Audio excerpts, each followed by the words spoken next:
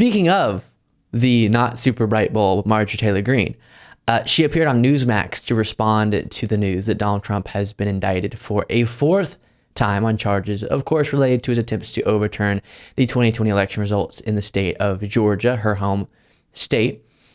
And she is getting lazier and lazier with her dishonesty. I talked about when guest hosting for the David Pakman show, the fact that she was getting kind of confused in a past interview about her own dishonesty and doesn't seem to even put much effort in trying to deceive us and give us the respect of at least trying whenever you're being dishonest. And now she's given up almost completely and just says, no, you did the thing that he did.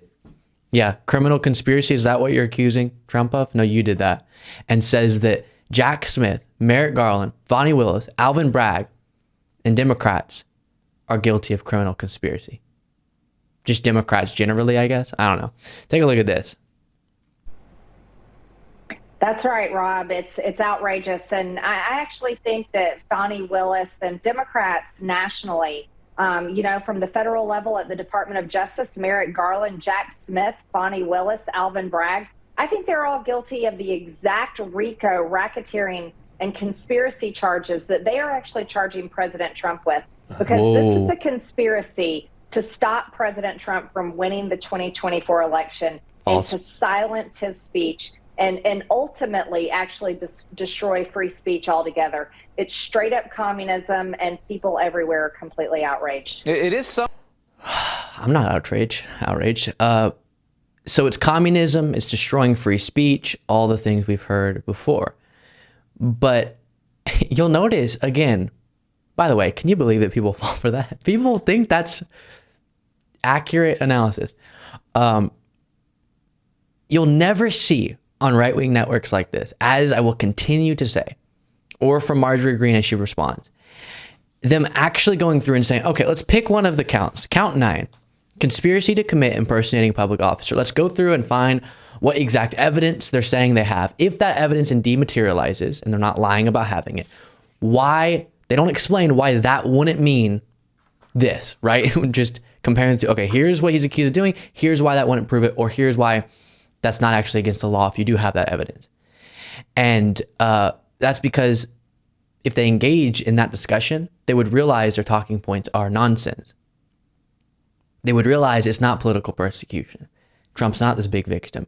There's just evidence of him potentially violating the law, thus he should be prosecuted. And if he's acquitted, he's acquitted. But let the system do its thing.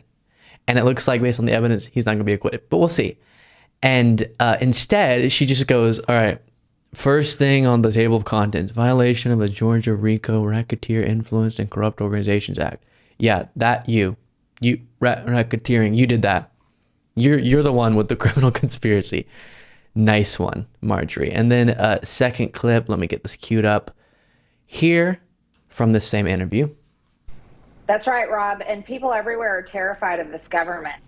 This is something that we expect in third world countries, that we expect in communist regimes. But this is what we're seeing in America today. You know, Rob, I live in a rural district. This is where people really want $1.75 gas back. They do not like the Biden policies. A lot of people on fixed incomes, like senior citizens, single moms, just good working people, are going month to month with their paychecks and maxing out their credit cards with high inflation, high grocery bills, high electricity bills, and high gas bills. But they're watching the Biden regime actually try to arrest President Trump, lock him up in jail for the rest of his life, which is a death sentence, and then go after his supporters across the... Okay, and then the normal fear-mongering there. But to engage with the points about economic hardship, there's absolutely meaningful, real economic hardship in the country right now, and that matters, and it should be discussed.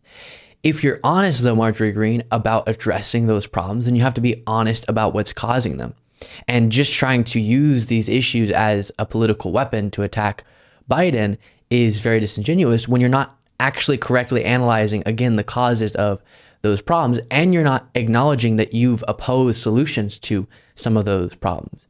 So first, she mentioned gas prices. We've gone through more extensively in the past what actually is contributing to the price of gas at different points in time, and it is heavily impacted by the different variables put into play and impacted by the pandemic, the economic downturn that the pandemic caused. Same thing with inflation. So the question is then, within the context of when Biden took over as president, within that crisis, what did he do? And that's how we judge him. Not just where are these different metrics, because things out of his control could have affected that, but what did he do based on the context in which he took over as president? And the way we know, by the way, that a lot of this was out of his control is the fact that worldwide, a lot of these issues were being dealt with, so it can't be a Biden problem. But we saw a sharp decline. As of recently, we've seen a sharp decline. We saw kind of a while ago a decrease in gas prices, but again, a broader economic conversation as to why gas prices are where they are right now. But then also inflation has been rapidly declining, actually faster than other comparable economies. So that's an example of, oh, interesting. Is that because of the leadership? Maybe not, maybe.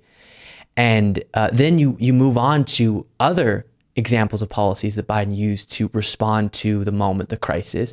American Rescue Plan, Marjorie Greene tried to prevent that from getting through. The infrastructure law, the Inflation Reduction Act, she blocked or tried to block all of those things unsuccessfully, luckily. And then she talks about seniors on fixed incomes. You know what benefits seniors on fixed incomes?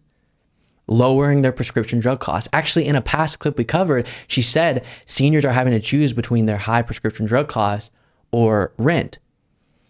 As she fought the very legislation that sought to and is now lowering prescription drug costs for seniors, capping the cost of insulin for Medicare recipients at $35 out of pocket per month, and allowing Medicare to negotiate drug prices. That was in the Inflation Reduction Act, and she opposed it, called it socialist.